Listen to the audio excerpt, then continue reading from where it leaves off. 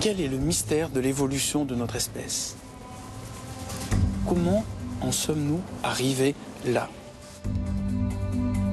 Pour essayer de comprendre d'où nous venons, qui nous sommes et ce que nous allons devenir.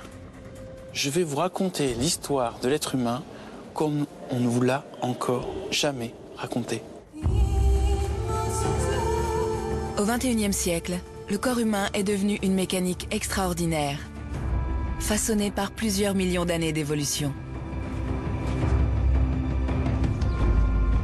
La bipédie et un cerveau très développé nous ont permis de régner sur la planète.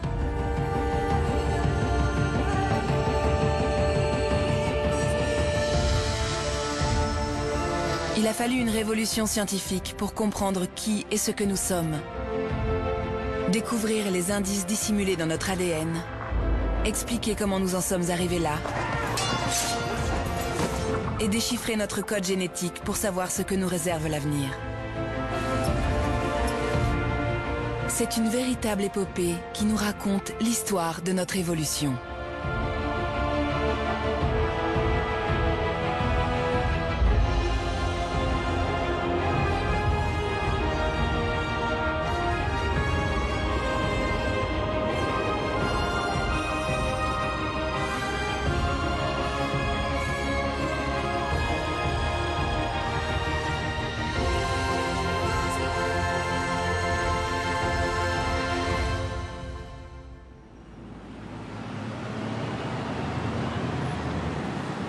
Je m'appelle Bernard Werber, je vis sur la planète Terre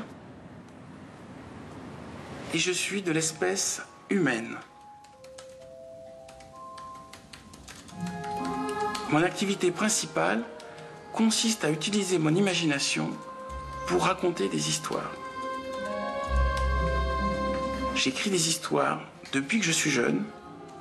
L'avenir de l'espèce humaine est quelque chose qui m'obsède et qui me passionne.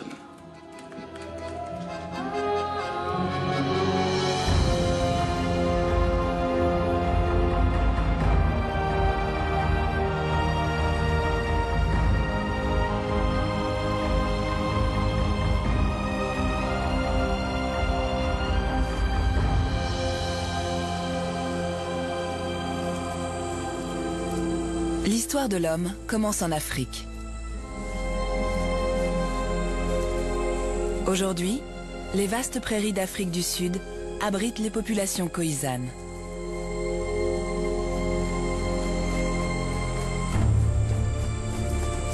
Ces chasseurs sont des athlètes exceptionnels. Et pourtant, nous partageons les mêmes gènes.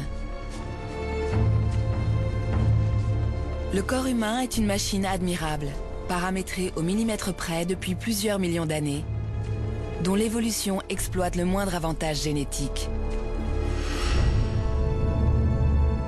Les gènes que nous portons en nous remontent à nos ancêtres les plus archaïques, aux premiers humains qui se sont différenciés de nos cousins primates. Nous avons cette adaptation incroyable à la bipédie qui est apparemment fondamentale. Elle semble s'être produite relativement tôt dans l'évolution humaine, il y a sûrement plus de 4 millions d'années. La bipédie est une caractéristique propre à la lignée humaine. Et si les scientifiques parviennent à comprendre son évolution, ils auront percé le secret des origines de l'homme. La locomotion bipède a engendré une série de changements évolutifs basés sur notre patrimoine génétique unique. Mais comment nous a-t-elle permis de conquérir la planète ?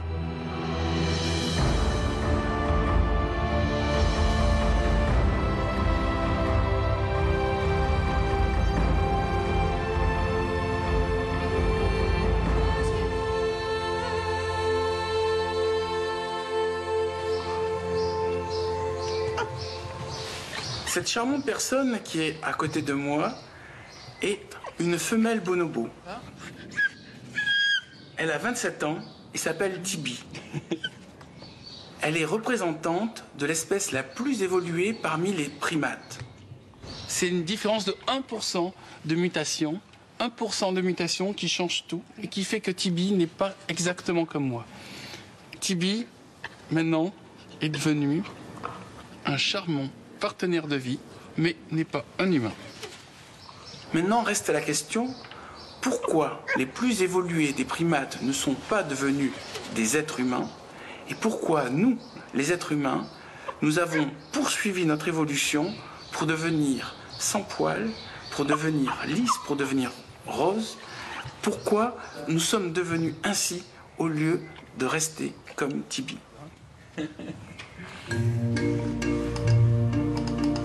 À l'université de Kyoto, au Japon, le professeur Eiichi Hirasaki étudie les différences entre nos cousins les plus proches et nous. Il cherche à déterminer quel impact a eu la bipédie sur le corps des premiers hominidés.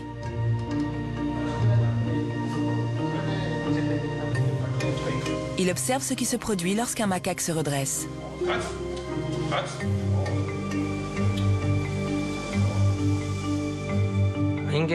Je voulais savoir comment les êtres humains avaient modifié leur façon de bouger pour marcher debout.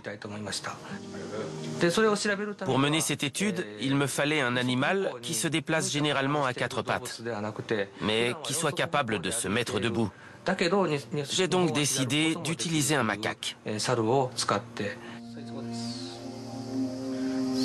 Le macaque étant habituellement quadrupède, ses efforts pour se tenir debout permettent aux chercheurs d'entreapercevoir les mouvements de nos ancêtres, les premiers singes bipèdes.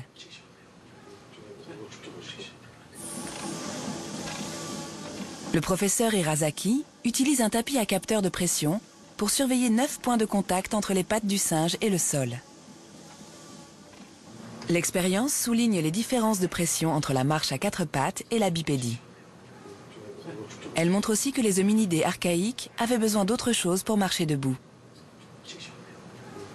Le rôle initial des muscles des hanches s'est transformé en un stabilisateur du torse. Les chimpanzés et les autres singes n'en ont pas besoin, parce qu'ils se déplacent à 4 pattes. Mais pour pouvoir marcher debout, les hommes doivent nécessairement avoir des muscles qui stabilisent le haut du corps.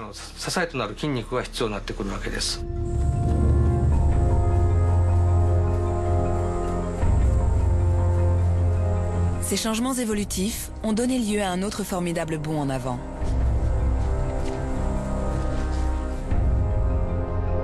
Tout au long de son existence, notre planète n'a pas cessé de fluctuer.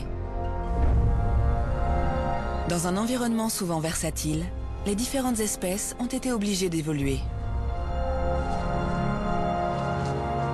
Une fois capables de marcher, nos ancêtres se sont adaptés aux mutations de leur milieu.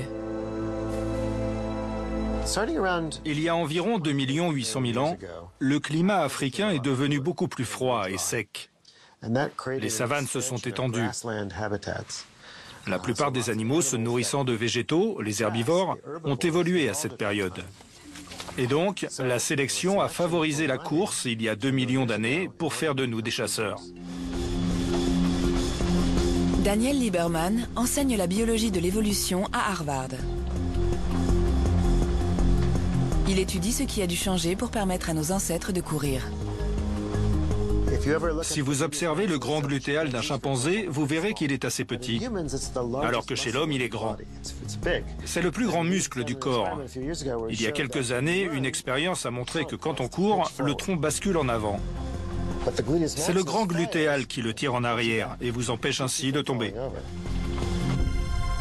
Le matériel fossile vient appuyer ses conclusions en montrant comment nos ancêtres se sont adaptés à la course. Voici le squelette partiel d'un Homo erectus qui a vécu il y a 1,5 million d'années. Ce qui est intriguant, c'est que la plupart de ces caractéristiques nous indiquent qu'il courait. Son bassin, par exemple, présente une zone très développée pour l'insertion du grand glutéal. L'anatomie de l'oreille interne montre que sa tête était parfaitement adaptée au mouvement d'oscillation. Elle ne bougeait pas quand il courait. Ses articulations étaient très grandes par rapport à la taille du corps, bien plus que ne le nécessite la marche.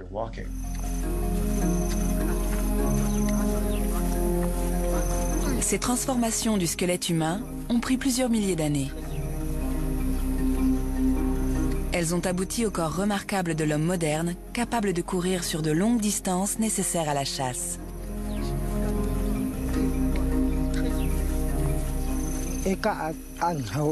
On marche des kilomètres pour repérer la piste d'un animal.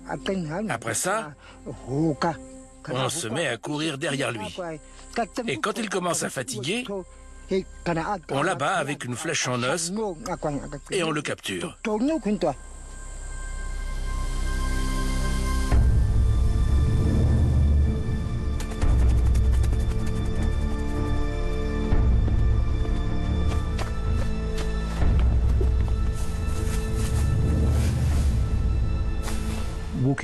La marche bipède et la course nous permettent de parcourir très efficacement de grandes distances.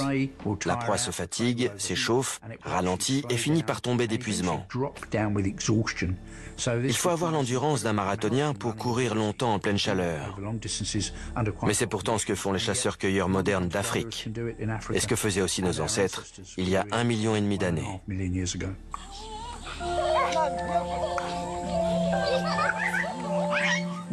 Être bipède est un gros avantage. Ça laisse les bras libres pour porter des objets et des enfants. La fabrication d'outils est une caractéristique essentielle de l'être humain qui a peut-être entraîné la croissance du cerveau.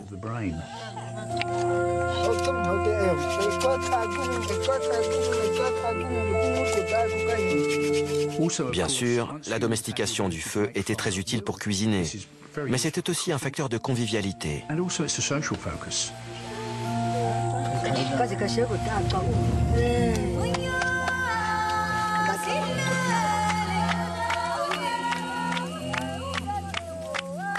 Tous ces changements extraordinaires se sont produits grâce à des différences imperceptibles dans nos gènes. Mais ce n'est qu'à l'aube du XXIe siècle que nous avons réellement compris la génétique de l'évolution.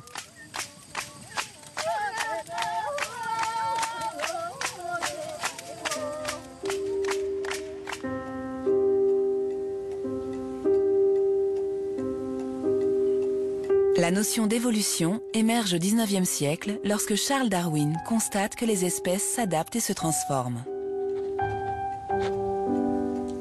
Pour l'expliquer, il élabore la théorie de la sélection naturelle ou de la survie du plus fort.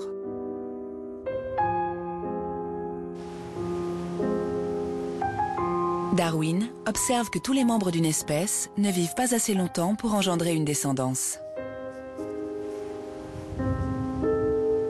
Cette différence se réduit à d'infimes variations qui avantagent certains individus et augmentent leurs chances de survivre et de se reproduire.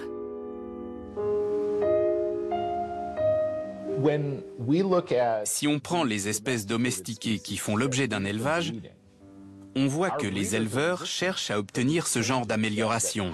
Ils les encouragent. La sélection naturelle a fait la même chose avec nos ancêtres. Elle encourage les éléments qui permettent aux hommes de mieux survivre.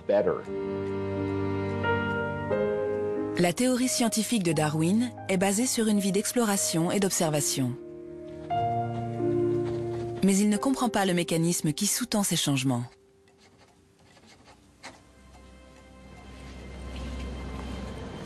Contrairement à la plupart des théoriciens de son temps, il refuse d'y voir l'œuvre de Dieu.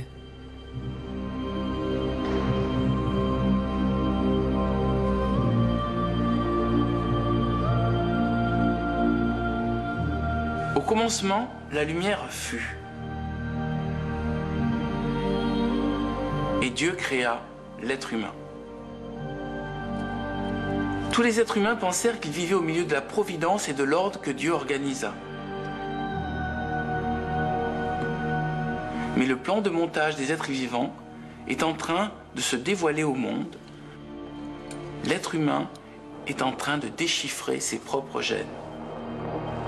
Se pourrait-il qu'en comprenant le langage des gènes, l'homme comprenne le langage de Dieu ?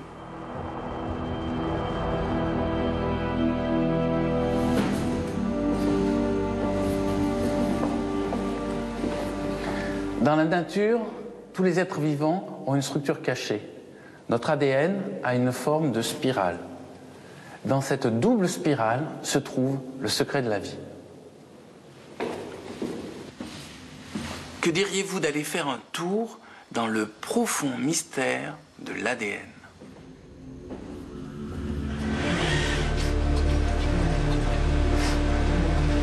Un siècle après les travaux fondateurs de Darwin, une nouvelle révolution ébranle le monde scientifique. La découverte de l'ADN. Une fois la structure et la transmission de l'ADN connues, on a pu étudier directement le mécanisme de l'évolution.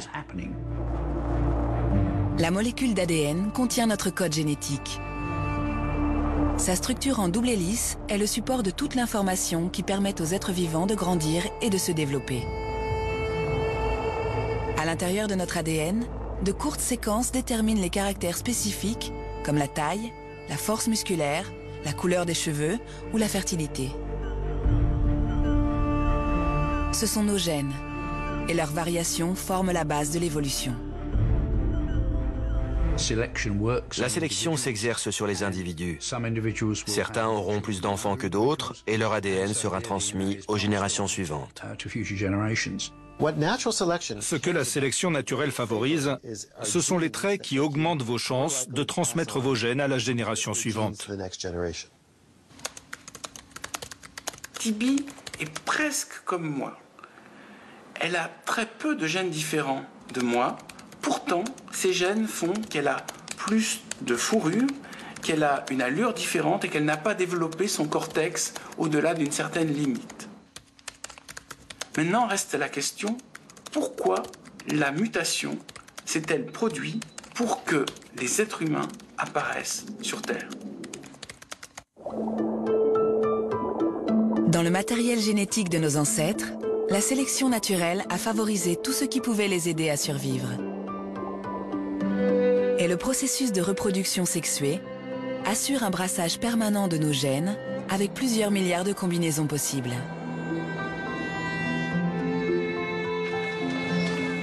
Tous les êtres humains se ressemblent plus ou moins. Il n'est donc pas facile de distinguer les différences entre les individus. Cependant, si nous observons les gènes de près, il est possible de repérer d'infimes différences parmi les milliards de codes qui composent l'ADN. Quand un enfant est conçu, il reçoit la moitié de son ADN de sa mère et l'autre moitié de son père. Mais il existe un autre processus essentiel de modification de l'information génétique. Au moment où la cellule se divise, d'infimes variations se produisent. On parle de mutation. Tous les êtres vivants sont des mutants.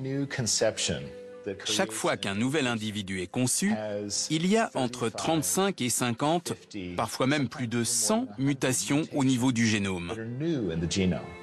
Chacun de nous porte ces nouveautés en lui. La plupart du temps, ça ne se voit pas. Mais quand elle est perceptible, la différence peut être très profonde. Les scientifiques ont établi de nombreux liens entre mutation génétique et évolution. Après la découverte de l'ADN, la génomique fait un nouveau bond en avant au début du XXIe siècle. En 2003, les chercheurs du projet Génome humain achèvent le premier séquençage complet de notre code génétique. Les plans du corps humain. Nos génomes s'adaptent depuis 6 millions d'années pour faire de nous les êtres humains que nous sommes aujourd'hui. Le fait de pouvoir comparer le patrimoine génétique de plusieurs individus a bouleversé notre compréhension de l'évolution. La cartographie du génome humain nous permet d'identifier les différences de matériel génétique à travers le monde.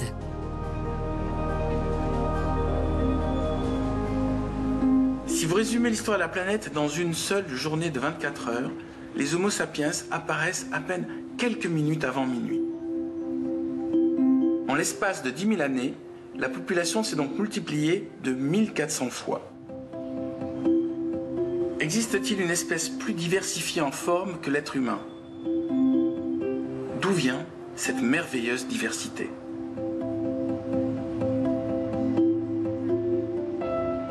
Les différences qu'on observe d'une région du globe à l'autre proviennent principalement des mutations génétiques qui se sont produites depuis 40 000 ans.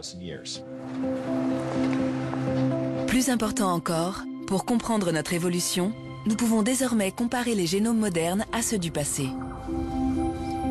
En plus d'observer la variabilité des populations actuelles, on peut désormais étudier le passé en extrayant l'ADN des fossiles et en le testant directement. Ça nous a donné accès à une vaste source d'informations sur notre santé et notre ascendance. Ça permet d'avoir une vision beaucoup plus nuancée de notre évolution. Qu'il soit actuel ou archaïque, le génome humain porte la trace des déplacements migratoires de nos ancêtres. Cet instantané génétique nous montre comment les changements climatiques ont obligé les premiers hominidés à s'adapter et à évoluer.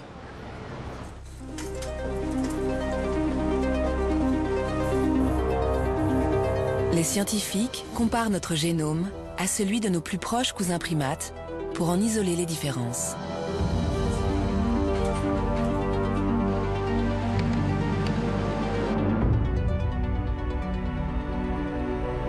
Les éléments d'ADN qui ont le plus changé depuis la séparation entre la lignée humaine et les chimpanzés sont ceux qui ont façonné le genre humain. Ainsi, les gènes qui influencent la couleur de la peau diffèrent singulièrement chez l'homme et chez le bonobo. À l'Université d'État de Pennsylvanie, Nina Jablonski étudie l'évolution de notre peau. Si l'on veut comprendre l'ensemble du corps humain, il faut comprendre l'évolution de son plus grand organe, la peau. Ce qui distingue la peau de l'homme de celle des autres primates, c'est qu'elle est presque entièrement nue et qu'elle transpire énormément.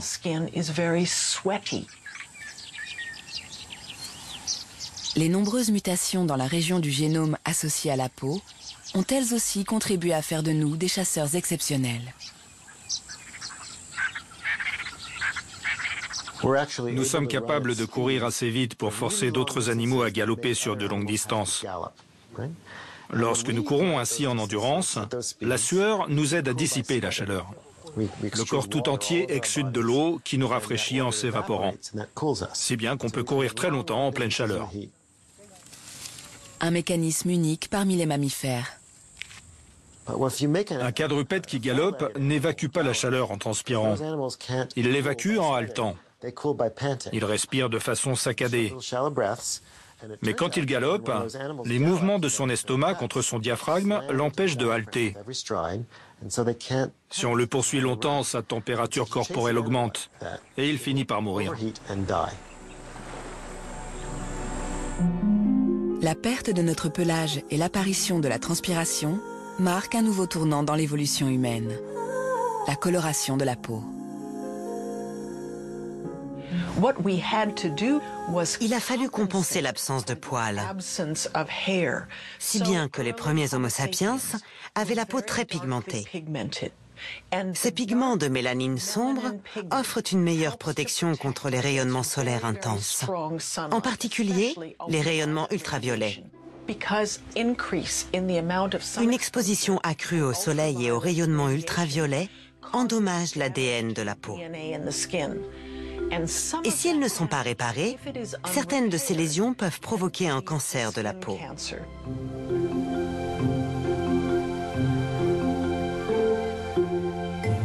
Aujourd'hui, dans les régions les plus chaudes du monde, l'incapacité du corps à synthétiser la mélanine qui rend la peau plus foncée peut s'avérer mortelle. Certaines mutations génétiques sont à l'origine d'une maladie rare qui le prouve. Si les deux parents transmettent une mutation dans une région spécifique du génome humain, l'enfant sera atteint d'albinisme oculocutané. C'est un trouble génétique. Les enfants naissent dépourvus de mélanine dans les différentes couches de la peau. Or, la mélanine nous protège des dégâts causés par les rayonnements ultraviolets. Il faudra surveiller cette lésion. Les lésions causées par les UV sur l'ADN des cellules peuvent rapidement évoluer et donner un cancer de la peau. Écrans solaires et vêtements sont même parfois insuffisants pour protéger ces enfants. Si nos ancêtres n'avaient pas adopté une peau plus foncée, la chaleur brûlante du soleil africain aurait fini par menacer leur survie.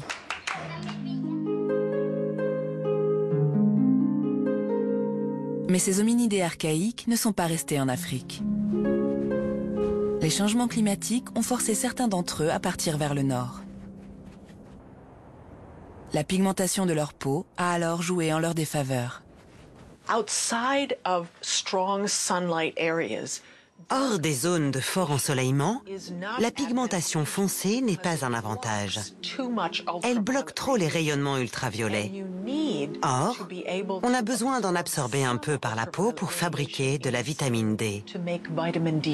La production de vitamine D est essentielle pour rester en bonne santé et se reproduire normalement. Ces populations ont donc été soumises à une sélection naturelle très forte.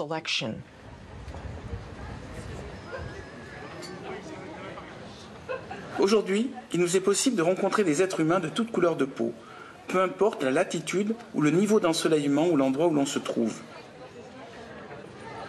Ferons-nous partie d'une nouvelle espèce humaine? Nous allons remonter dans le temps, direction il y a 40 000 ans.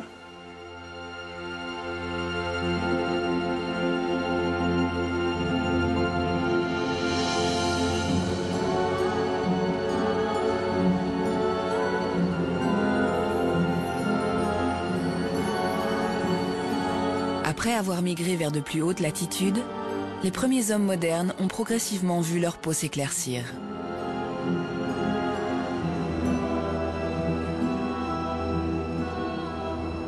À son arrivée en Europe, il y a 40 000 ans, Homo sapiens découvre un autre groupe humain, Néandertal.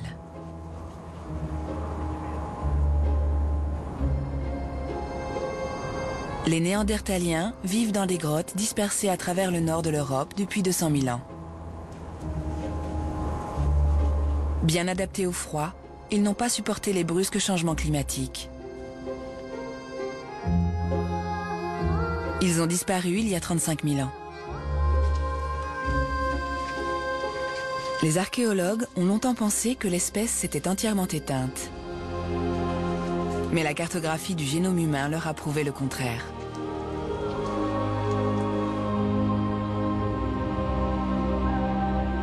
À l'Institut Max Planck, en Allemagne, le docteur Svante Pääbo analyse des ossements néandertaliens pour en extraire l'ADN. On est un peu comme des archéologues. Mais au lieu de faire des fouilles dans une grotte, on les fait dans le génome. On a découvert que tous les gens qui vivent aujourd'hui hors d'Afrique ont une petite partie d'ADN héritée de Néandertal. Il y a 1 ou 2% de leur ADN qui vient de Néandertal. Et c'est clairement le résultat d'une hybridation. On a donc des bébés qui sont le fruit d'une union entre un néandertalien et un humain moderne. Aujourd'hui, ce métissage affecte différentes populations à travers le monde. Les généticiens s'efforcent maintenant d'en isoler les caractères distinctifs. Au Tibet, les gens se sont adaptés à la vie en haute altitude, où l'oxygène est plus rare. On sait maintenant quelle variation de quel gène est en grande partie responsable de cette adaptation. Et cette variation provient de cousins asiatiques de Néandertal. Mais malgré les nombreux traits avantageux que contenait son ADN, Néandertal n'a pas pu résister aux grandes capacités cognitives des premiers hommes modernes. Les êtres humains modernes ont des comportements spécifiques, même si on ne sait pas encore exactement lesquels. Ces capacités spécifiques ont permis à Homo sapiens de conquérir la planète.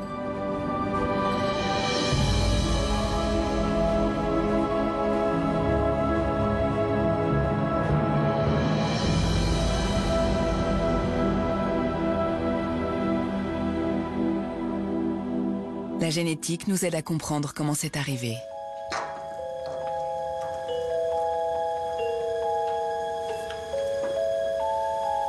Le gène est actuellement l'unité minimum de mesure du corps humain. Grâce au gène, on est arrivé à résoudre beaucoup de problèmes et à comprendre le mystère de notre corps.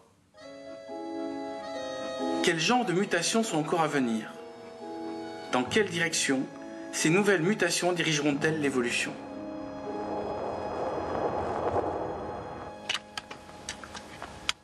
Pour savoir comment de nouvelles mutations pourraient affecter notre avenir, il faut se tourner vers le passé.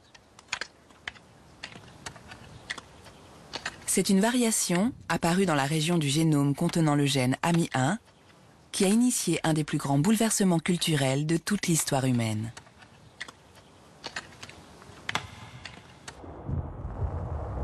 AMI1 contrôle l'amylase salivaire, une enzyme qui nous permet de commencer à digérer l'amidon dans la bouche. Ce qui est assez inhabituel chez l'être humain, c'est qu'il a de multiples copies du gène de l'amylase salivaire. Ça lui permet de mieux digérer l'amidon. C'est une caractéristique qui s'est développée il y a 1 million d'années avec la domestication du feu. Suite à un changement critique dans notre régime alimentaire, il est devenu avantageux d'avoir plusieurs copies du gène de l'amylase salivaire. Au moment où nous avons commencé à cuisiner des aliments riches en amidon, en particulier des tubercules, ça les a rendus beaucoup plus digestes. Car notre cerveau consomme énormément d'énergie sous forme de glucides. Au fil de notre évolution, notre cerveau s'est développé. Il est devenu au moins 3 fois plus gros, et ça a entraîné une hausse très marquée de nos besoins en glucides. Il existait différentes façons d'y répondre, mais cuisiner des tubercules riches en amidon était certainement une bonne solution pour satisfaire les besoins élevés en glucides de notre gros cerveau. Il y a 20 000 ans, nos ancêtres sont encore des chasseurs-cueilleurs. Ils n'exploitent que des ressources sauvages. Mais l'expansion de notre capacité à digérer l'amidon permet d'accroître notre consommation de plantes cultivées pour l'alimentation. C'est le début de l'agriculture.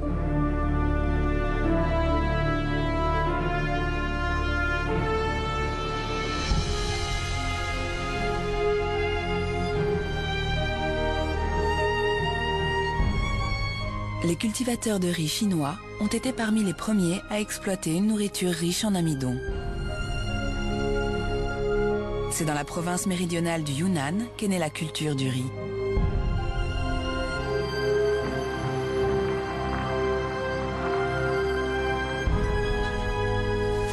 Aujourd'hui encore, elle occupe une place centrale dans la vie locale. Dans le calendrier des Hani, la nouvelle année commence en octobre et le réveillon coïncide avec la fête du riz. Chez les Hani, le nouvel an tombe à l'époque des récoltes. Dans chaque foyer, on prépare des plats et ensuite, tout le monde se rassemble pour fêter la nouvelle année ensemble. Parfois, il y a des invités qui viennent de très très loin.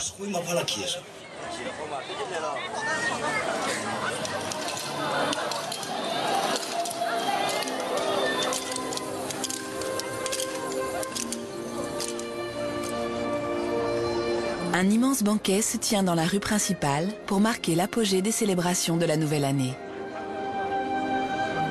Plus de 800 tables sont alignées sur une distance d'1,5 km.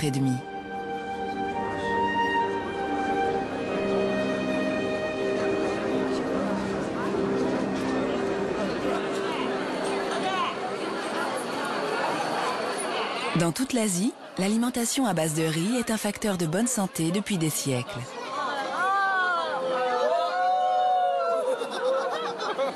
L'essor de l'agriculture est directement lié à la croissance de la population humaine. Avec l'agriculture, il y a plus de nourriture disponible sur un seul hectare de terre que dans toute la forêt. Elle a donc donné lieu à une véritable explosion démographique. L'agriculture est la raison pour laquelle nous sommes 7 milliards sur Terre aujourd'hui.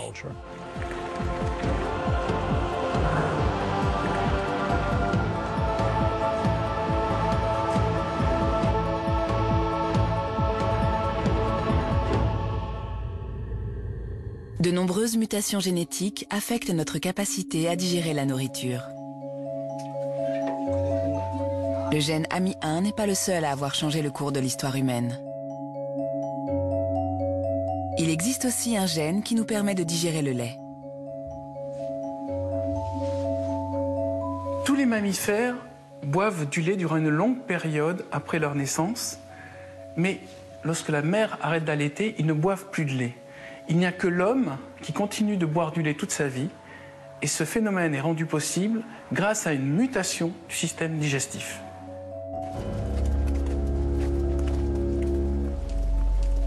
Au début du XIIIe siècle, en Chine, la dynastie Jin possède l'armée la plus puissante du monde.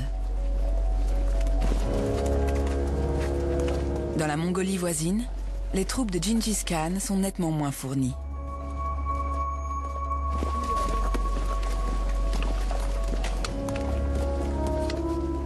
Avec un rapport de force de 10 contre 1, les Chinois n'ont aucune raison de craindre une invasion mongole. Le pays de Gengis Khan ne comptait sans doute pas plus d'1 million d'habitants et environ 100 000 soldats. Alors qu'à la même époque, la Chine avait au moins 1 million de soldats.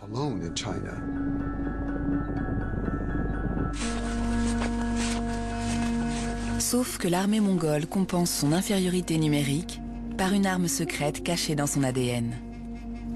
En Mongolie, la plupart des gens ont une tolérance au lactose élevée. Ils peuvent boire beaucoup de lait, un aliment particulièrement nutritif. Une fois adultes, la plupart des êtres humains ne digèrent plus le lait. Mais grâce à une variation du gène LCT, les Mongols continuent à bien digérer le lactose toute leur vie.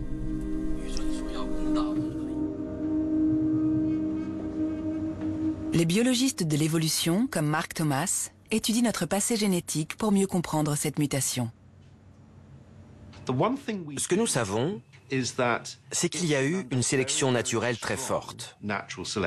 Ça a procuré à nos ancêtres, du moins à ceux qui avaient ce phénotype, un gros avantage, un très gros avantage. C'est une des signatures les plus fortes de la sélection naturelle dans les différents caractères génétiques de notre génome. Courante chez les Mongols, cette mutation du gène LCT est alors beaucoup plus rare chez les Chinois. Sous la dynastie Jin, on mangeait principalement des glucides. Et le problème des glucides à court terme, c'est que l'énergie s'épuise très rapidement. Ça vous donne un coup de fouet qui ne dure pas. Les guerriers de Gengis Khan, eux, se nourrissent de lait et de fromage de jument. Un régime riche en calcium qui leur sculpte un corps sec et nerveux, bâti sur une ossature solide. Et ce n'est pas tout. La capacité de ces hommes à digérer le lait a influencé toute la stratégie militaire du Grand Khan. Les armées chinoises devaient souvent prévoir autant de chevaux pour le transport de la nourriture que pour celui des hommes. Il n'était pas rare de voir des soldats partir au combat à pied parce que les chevaux étaient attelés à des chariots et transportaient de grandes quantités de nourriture. Chez les Mongols, c'était très différent. Chaque homme avait plusieurs chevaux qui servaient à la fois à le transporter et à le nourrir. Les Mongols traient leurs juments et boivent régulièrement le lait ainsi recueilli. C'était un grand avantage. Il n'y avait peut-être que 100 000 soldats mongols, mais chacun d'eux était un guerrier. L'armée du Khan ne se contente pas d'exploiter pleinement les capacités de ses hommes. Elle se déplace aussi très rapidement. Stratégiquement, c'était très important pour les mouvements des forces mongoles. Ils pouvaient attaquer n'importe où dans l'Empire chinois.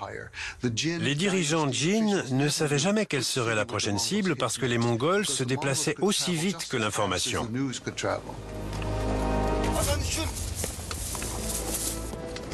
Ce régime alimentaire s'est avéré précieux dans le conflit contre les Chinois.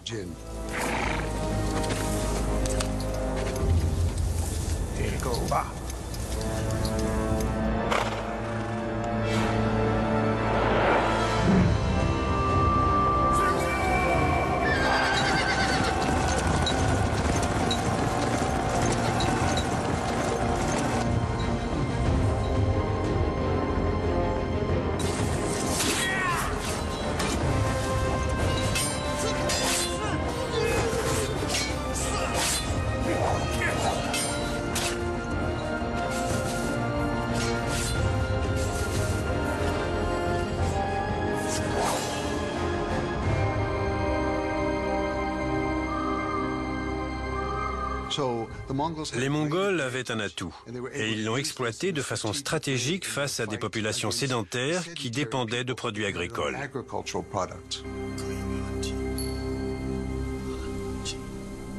Le lait devient la nourriture des conquérants.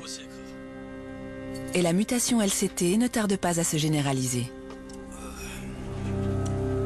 D'après la légende, Gengis Khan aurait eu 500 épouses et 3000 enfants. L'Empire mongol est l'une des plus grandes périodes d'essor culturel et d'évolution physique et biologique de toute l'histoire de l'humanité. Mais tout ceci a un prix. Au fur et à mesure qu'ils colonisent l'Europe, les Mongols buveurs de lait sèment la mort et la destruction sur leur passage, parfois à leur insu. Les animaux qui voyagent avec eux sont porteurs d'agents pathogènes virulents.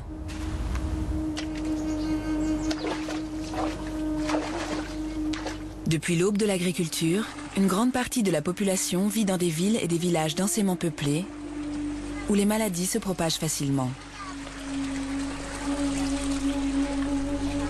Si le bétail nous permet d'enrichir notre alimentation en protéines, il est aussi porteur de germes.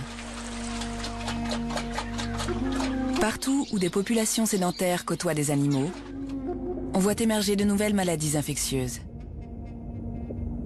La domestication des animaux a eu deux conséquences. D'abord, elle a permis la transmission de germes qui ont évolué en maladies épidémiques. Et ensuite, elle a créé une densité de population suffisante pour que ces maladies se propagent.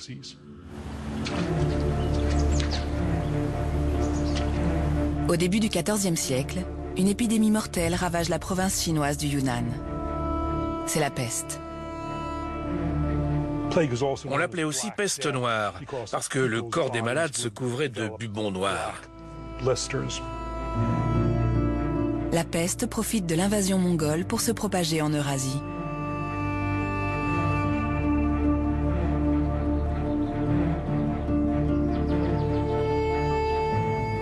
Dans son roman La peste, le romancier français Albert Camus nous prédit toutes les catastrophes liées aux maladies contagieuses. Quelles peuvent en être les conséquences inattendues? Les maladies qui font le plus de morts le plus vite, ce sont évidemment les maladies contagieuses. 50% des Parisiens sont morts durant la peste qui a sévi au XIVe siècle.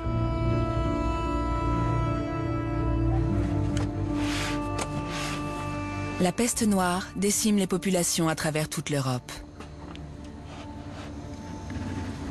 Au musée de Londres, le docteur Jelena Beck-Velac, conservateur du département d'ostéologie humaine, étudie les ossements des pestiférés pour mieux comprendre la pire pandémie qu'ait connue le monde. Ça, c'est un squelette d'homme très complet. On essaye de repérer tous les changements liés à la maladie, au stress ou à la malnutrition. On étudie aussi les dents qui sont révélatrices du régime alimentaire. La peste noire atteint l'Angleterre en 1348. À l'époque, on considère que ce sont les oiseaux qui transmettent les maladies mortelles. Les médecins qui soignent les pestiférés arborent souvent un masque à bec d'oiseau pour se protéger. Mais rien ne peut arrêter la propagation de cette nouvelle maladie particulièrement contagieuse. En tout, la peste noire a décimé un tiers de la population européenne. Les travaux de Jelena Beck-Velac contribuent à expliquer pourquoi. Le problème, c'est qu'on n'avait jamais encore été exposé à une bactérie comme celle de la peste noire. Et c'est pour ça qu'elle a eu un impact énorme sur nous. C'est la survie du plus fort. La moindre vulnérabilité ouvre la voie à la contamination et à une mort foudroyante. Les symptômes apparaissent très vite. Vous pouvez mourir dans la journée. C'est une maladie effroyable. Mais ceux qui n'en meurent pas en sortent plus forts. À chaque nouvelle maladie, nos défenses immunitaires ont tendance à se renforcer. La résistance s'accroît de génération en génération.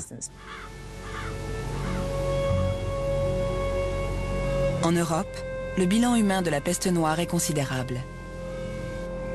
Pourtant, une autre région du monde est encore plus durement touchée par les épidémies.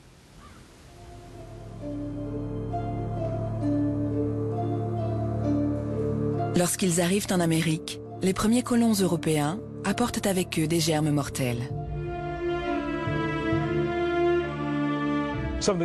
Environ 90% des Indiens d'Amérique ont été tués par des maladies introduites par les Européens et contre lesquelles ils n'étaient absolument pas immunisés. La variole, la rougeole et la tuberculose ont tué beaucoup plus d'Indiens que des batailles comme Little Bighorn. Il faudra attendre encore plusieurs siècles avant que les grands pionniers de la médecine moderne inventent des solutions pour lutter efficacement contre les maladies. Tout au long du XXe siècle, les progrès médicaux ont continué à accroître nos chances de survie. L'ingéniosité humaine ne cesse de rallonger notre espérance de vie. Et la génétique nous permet désormais de comprendre les éléments constitutifs de la vie. Avant, on pouvait dire que Dieu était responsable de tout ce qui lui arrivait. Maintenant, c'est l'homme qui est responsable de tout ce qui va lui arriver. Et c'est en ça qu'il est libre. Et c'est en ça qu'il est maintenant dans un nouveau futur extrêmement périlleux et merveilleux. Au cours des derniers millénaires, nous avons commencé par nous mettre debout dans la savane africaine. Puis nous avons colonisé les 4 coins du monde, cultivé notre propre nourriture et construit des villes. Aujourd'hui, au XXIe siècle, nous nous apprêtons à prendre le contrôle de notre évolution.